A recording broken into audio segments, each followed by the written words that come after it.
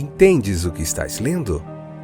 O podcast que te leva através das páginas da Bíblia, livro por livro, capítulo por capítulo. Uma exposição bíblica emocionante. Aperte os cintos e embarque comigo nesta viagem.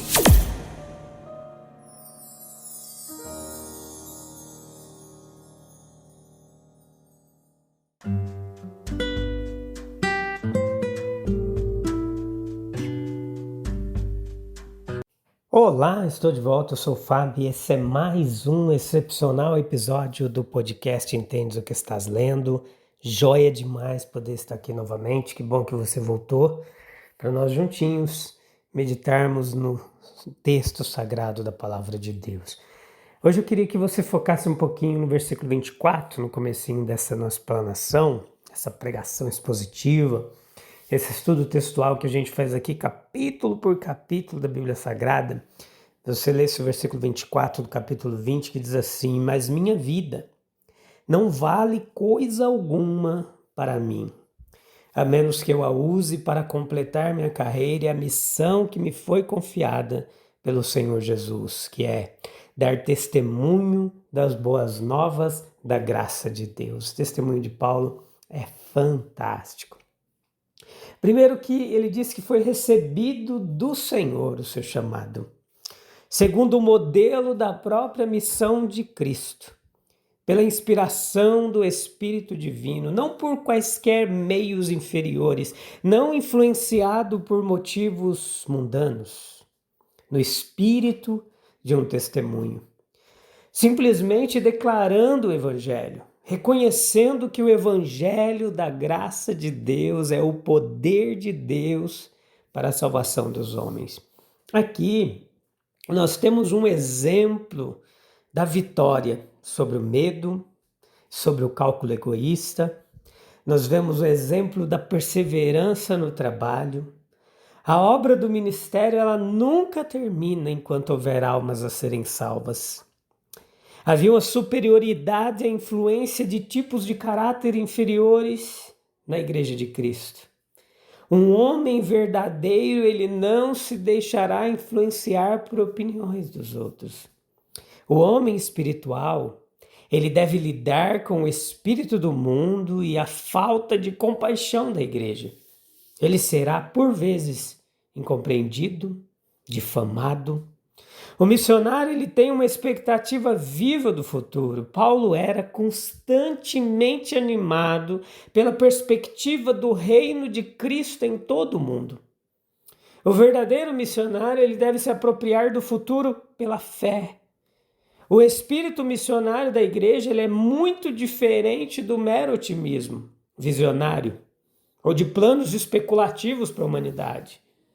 Não se assemelha ao espírito que facilmente se torna revolucionário, nem ao espírito do fanatismo religioso, que facilmente se torna cruel, autodestrutivo. Ele baseia-se em promessas concretas e eleva toda a natureza à luz de Deus. Esse é o evangelho da graça de Deus que Paulo fala. Minha vida não vale coisa alguma para mim, versículo 24, capítulo 20. A menos que eu a use para completar minha carreira e a missão que me foi confiada pelo Senhor Jesus, que é dar testemunho das boas novas, da graça de Deus. O mundo precisa de um evangelho, não de teoria sobre religião, nem de dogmas teológicos, nem de especulações filosóficas, nem de sentimentalismo ingênuo, mas da boa nova de uma obra divina, de fato, realizada em nosso favor. A graça de Deus é a essência da mensagem, não uma nova lei, visto que a antiga lei não pode ser cumprida, mas uma proclamação do perdão divino e da vida em alguém apresentado como propiciação, cuja justiça é para todos e sobre todos os que creem. Fantástico demais. Versículo 28 ao 31 nos traz uma perspectiva de Paulo em Mileto. A perspectiva que causava dor para ele. Versículo 28 ao 31 diz assim: portanto, cuidem de si mesmos e do rebanho sobre o qual o Espírito Santo os colocou como bispos, a fim de pastorearem sua igreja comprada com seu próprio sangue. 29. Sei que depois de minha partida surgirão em seu meio falsos mestres, lobos ferozes, que não pouparão o rebanho. Versículo 30. Até mesmo entre vocês se levantarão homens que distorcerão a verdade a fim de conquistar seguidores. Versículo 31. Portanto, vigiem. Lembrem-se dos 3 anos que estive com vocês, de como dia e noite nunca deixei de aconselhar com lágrimas cada um de vocês. Paulo, seguindo o seu caminho de devoção abnegada, avançando sem saber quais perigos o aguardavam, encarando uma morte violenta, estava calmo, tranquilo e até mesmo alegre. Mas o apóstolo, olhando para uma igreja perturbada e ferida, dilacerada por falsas doutrinas, devastada por homens pecadores, estava profundamente aflito e usou uma linguagem de solene admoestação e súplica sobre a apreensão humana, que muitas vezes avançamos com a dolorosa apreensão de que algum mal está prestes a nos acontecer. Portanto, com um passo hesitante, com o coração trêmulo. Os homens já tiveram pressentimentos de Deus de que o mal os aguardava. Isso não era incomum nos tempos do Antigo Testamento, quando o propósito de Deus ele era frequentemente revelado. Foi o caso de Paulo, foi-lhe revelado que dias sombrios estavam por vir na expectativa da igreja em Éfeso. Pode ser fruto de uma percepção individual, através de um julgamento aguçado e perspicaz. O indivíduo, muitas vezes, ele consegue perceber que os eventos estão conduzindo a um desastre. E essa pode ser uma conclusão simples e sensata, derivada da herança comum da humanidade.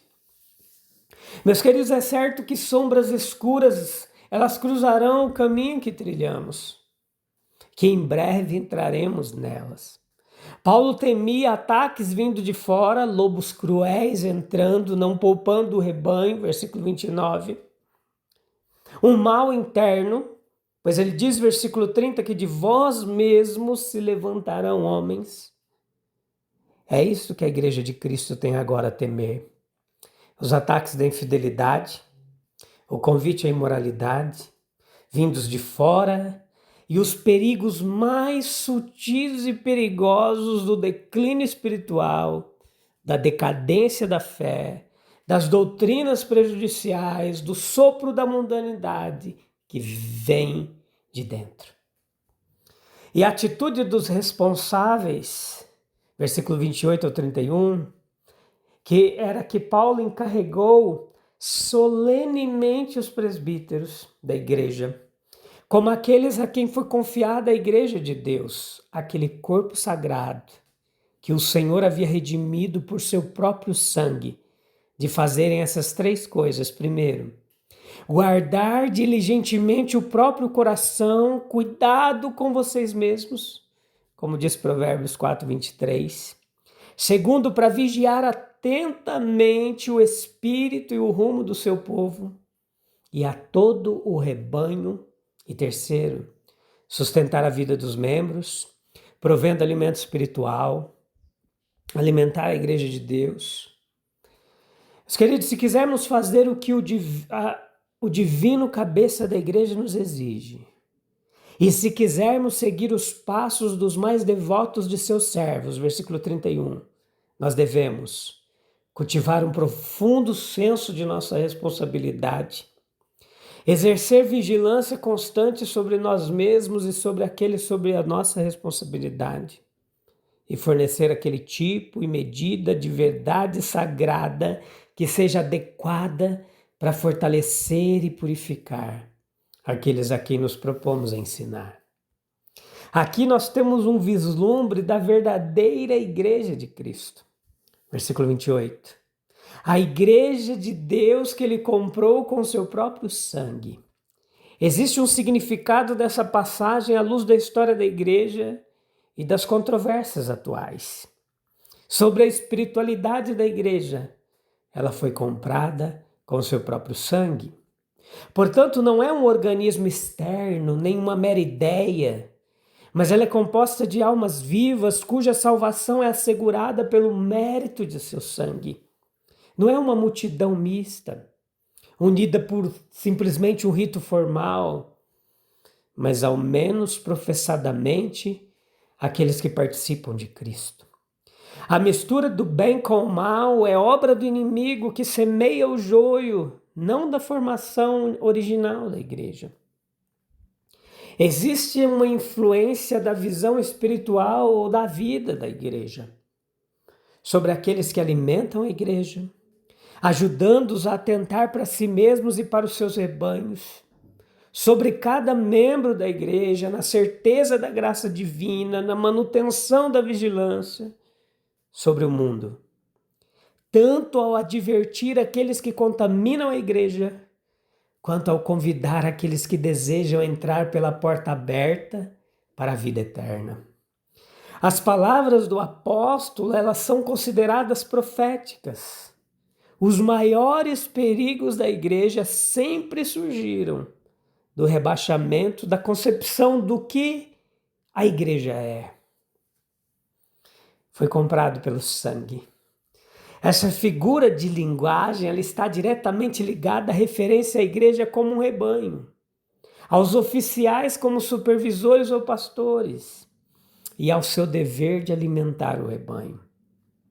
É importante prestar atenção num ponto aqui, que a figura do pastor e das ovelhas explica a todas as alusões bíblicas à redenção ou salvação pelo sangue. A figura usada por Nosso Senhor, por exemplo, em João 10, ela deve ser comparada com a expressão aqui no nosso texto, capítulo 20, de que ele comprou com o seu próprio sangue. A questão que nós devemos considerar é como um pastor pode comprar as ovelhas pelo seu próprio sangue. A resposta vai assumir duas formas possíveis para a gente. A primeira delas é que o pastor coloca a própria vida em risco para defender suas ovelhas. Isso acontece como uma característica distintiva do bom pastor, em contraste com o mercenário. O bom pastor, ele garante a segurança de suas ovelhas diariamente, por uma disposição em derramar o seu sangue em sua defesa. E assim pode-se dizer também de uma mãe que garante a saúde de um filho doente por sua disposição em dar, se possível, a própria vida por ele, colocando a própria vida em risco, com sua vigilância ou cuidado zeloso. O pastor, ele pode também realmente dar a própria vida lutando e matando os lobos. Se ele mata os lobos, ele salva as ovelhas. Embora ele possa morrer em decorrência dos ferimentos, e então claramente ele compra a segurança do rebanho pelo seu próprio sangue, com o seu próprio sangue. E essas figuras, elas podem claramente ser aplicadas à obra de Jesus Cristo. Ele arriscou a própria vida em nossa defesa. Ele enfrentou o nosso grande inimigo em combate, ele venceu o pecado e a morte e arrancou o aguilhão da morte. Ele morreu de fato na luta, mas nos libertou e assim nos comprou com o seu próprio sangue. Ele conquistou por seu grande ato de autossacrifício o nosso amor e a nossa vida para sempre. Olha o que Pedro diz em 1 Pedro capítulo 1, versículo 18 e 19. Pois vocês sabem que o resgate para salvá-los do estilo de vida vazio que herdaram de seus antepassados não foi pago com simples ouro ou prata que perdem seu valor, mas com sangue precioso de Cristo, Cordeiro de Deus, sem pecado e nem mancha. Já é demais, né? Ele pagou um preço que não pode ser pago. Ele pagou com a sua vida. o preço do seu sangue. Como alguém alcançado pela graça poderia viver sem dedicar tudo a Cristo? E se nós fomos comprados pelo seu sangue, como deixar de anunciar esse evangelho ao mundo todo? Sangue precioso de Jesus. Nada pode se comparar ao valor do seu sangue precioso. Vamos orar para a gente encerrar mais um episódio. Deus é bom demais. Até aqui Ele tem nos ajudado. Louvado seja o teu nome precioso, Jesus. Dá-nos o mesmo espírito missionário que havia em Paulo, a mesma coragem diante do perigo, a fidelidade diante das lágrimas e a perseverança na tua obra. Guarda nosso coração, protege tua igreja, mantém em nós viva a chama do evangelho da tua graça, que a gente possa viver para te servir e para dar testemunho do teu amor. Amém, amém, amém. Já é demais. Deus é bom o tempo todo Deus é bom. Volta no próximo episódio que a gente vai continuar meditando, aprendendo mais da palavra de Deus, tá bom? Um abraço, Deus abençoe, até breve. Tchau, tchau.